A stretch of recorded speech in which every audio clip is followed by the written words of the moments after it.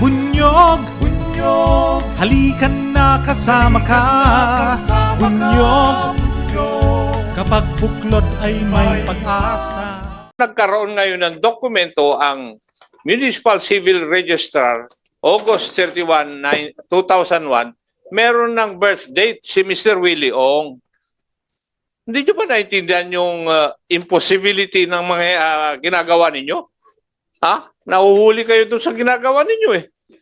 Kasasabi lang ng local civil registrar to the queries of the Honorable Dan Fernandez kanina na wala ngang record ng birth ni Mr. Willie Ong doon sa LCR.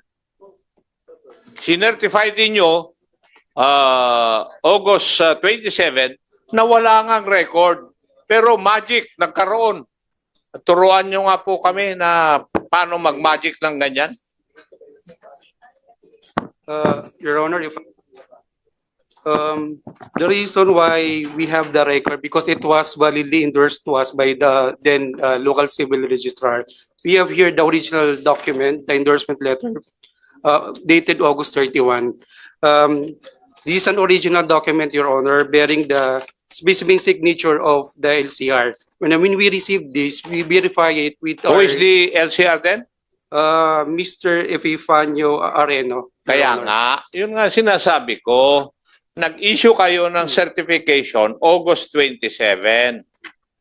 Walang record si Mr. Willie Ong. Your Honor, that's... Tama. Yes, Your Honor. Yes, Because teka. Patapusin mo ako. Do you agree with Policy, that? Your Honor. Ha? Yes, Your Honor, we Yes. confirm the document. Yun lang ang gusto ko marinig. Huwag mo nang dagdagan. Dahil baka lalo kang lulubog. Tapos sabi ng local civil registrar, wala silang ka-record. Madam Local Civil Registrar, bakit meron po kayong, meron pirma yung inyong dating civil registrar, si Mr. Epifanio Areno, na merong birth date si Mr. Willie Ong? Your Honor, hindi ko po siya masagot kung paano po nangyari yun that time. Pero anong time na po yun, wala nga po. Wala po kami nito. Wala po kami. Ito yung dokumento eh. Oh, binabasa ko. Tapos sasabihin yung wala. Sabihin naman ng Wala. PSA,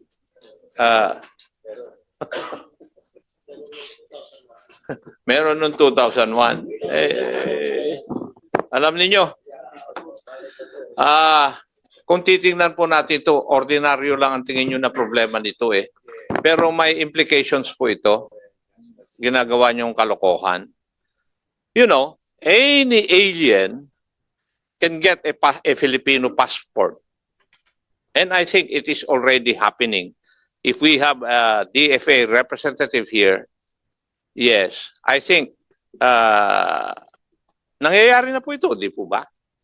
Yes. Noon, very reliable yung data ng DFA regarding birth dates of individuals, lalong-lalo na kung may passport. Ngayon, hindi na ako naniniwala pag ganito ang nangyayari. You could just imagine, yung value ng passports natin bababa in so far as the eyes of other countries are concerned. You can ask DFA about that. Ganun ang nangyayari. Yun ang impact.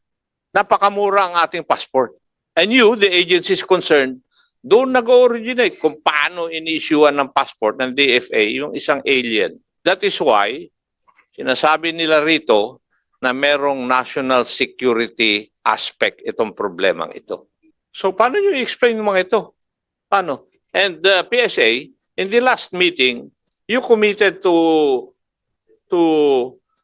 form a technical working group to look into this problem.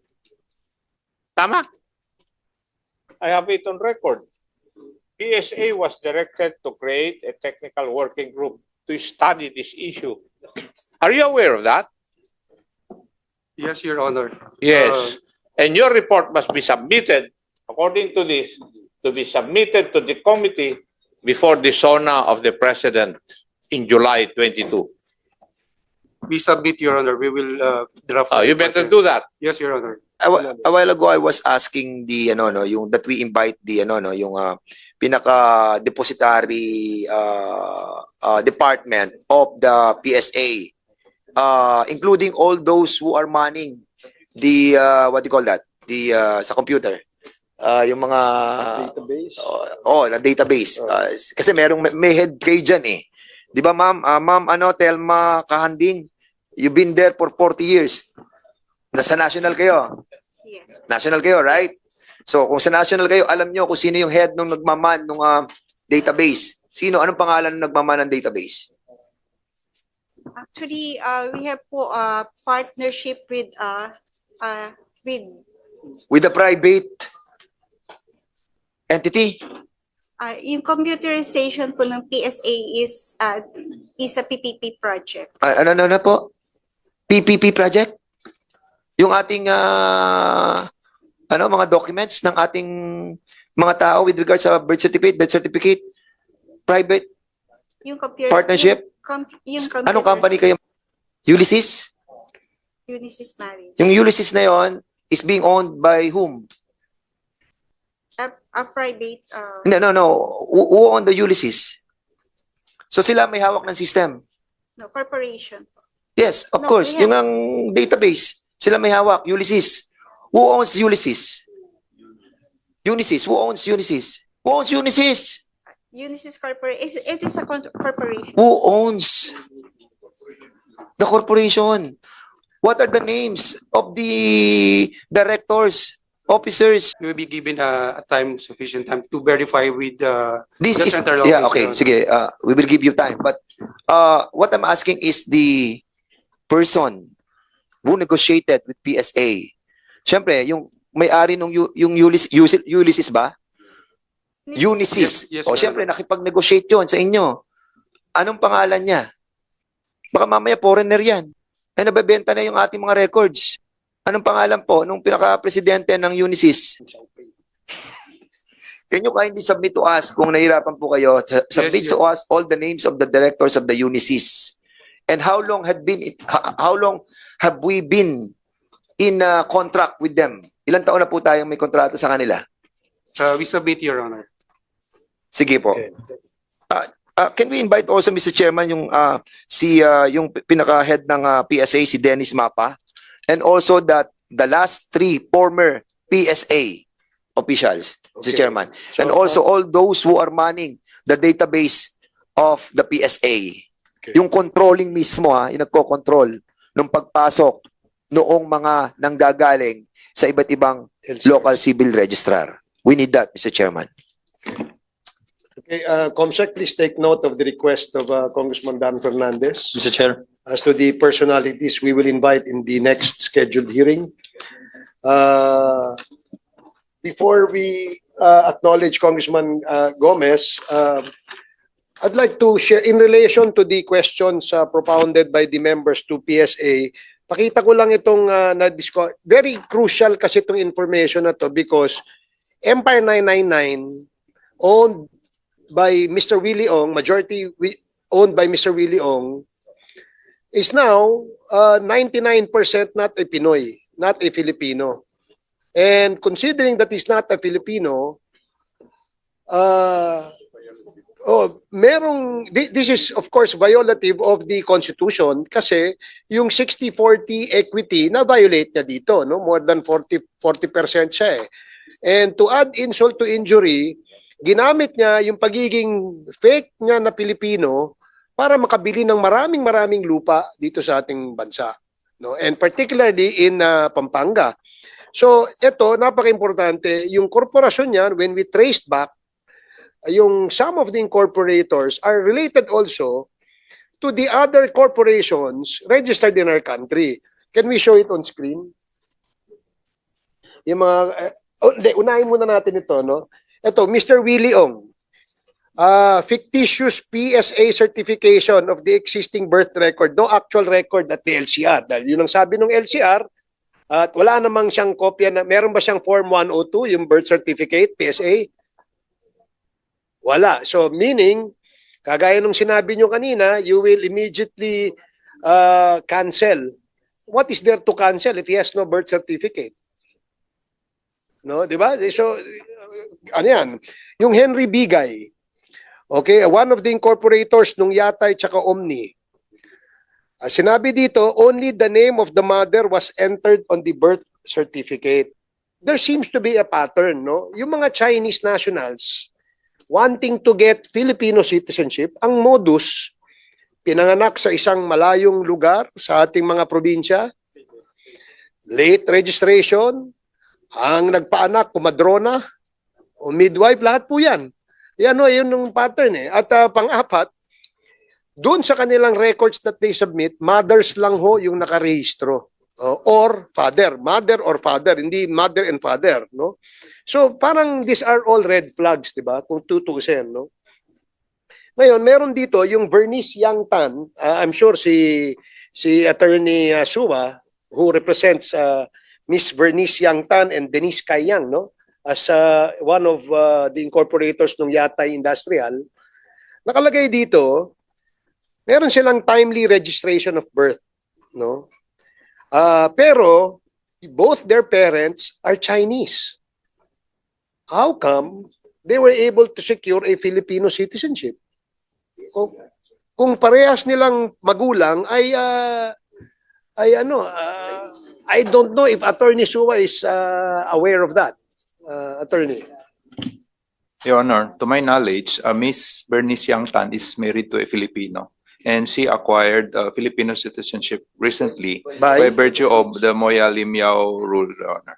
Okay, I'm not very familiar with that ruling, but when was this? Your Honor, I think the marriage was in 2021, Your Honor, and the process of acquiring Filipino citizenship by virtue of marriage to a Filipino under the Moya Limiao rule was processed, I think, 2 years ago, Your Honor. Well, can we get records of that too? And please ask. Mr. Chair, can we be educated on that issue? What was Can you that? enlighten us more Kasi on parang that medyo, ruling? anong ruling yun? That's is not the ruling the- of the, wait. That's not the ruling of our Philippine government. That's the ruling of what? Supreme Court. Supreme Court decision. So, okay, sige. So, again, pati si Denise Kayang, by virtue of his being married to a Filipino. For Denise Kayang, Your Honor, she is a Filipino by virtue of administrative naturalization, duly filed with the Office of the Solicitor General under the, I forgot the exact Republic Act number, but Your Honor, What year was this? I don't have the exact date, Your Honor, but I think a few years ago, Your Honor. Attorney Mr. Chair. Yes, Congressman na ako. The Supreme Court decision was dated 2 years ago. Did I hear you correct? No, Your Honor, I think we have officials of the Bureau of Immigration who can elucidate on the Moya Limiao rule, Your Honor. That is for marriage of a Chinese citizen married to a Filipino. They are allowed to acquire Filipino citizenship, Your Honor. The ruling was in the year 1971. I'm sorry, Your Honor, I did not Okay. recall the exact date of the Moya Limiao ruling, Your Honor. When did Bernice Young get married? I think 2021 or 2022. I'm not sure of the exact date. 2021, 21 or 22, Your Honor. And then 2022. thereafter, yes, and then thereafter she applied for acquisition of Philippine citizenship with the Bureau of Immigration accordingly, Your Honor. Pursuant to that decision of the Supreme Court. Yes, they called that the Moya Limiao ruling, Your Honor.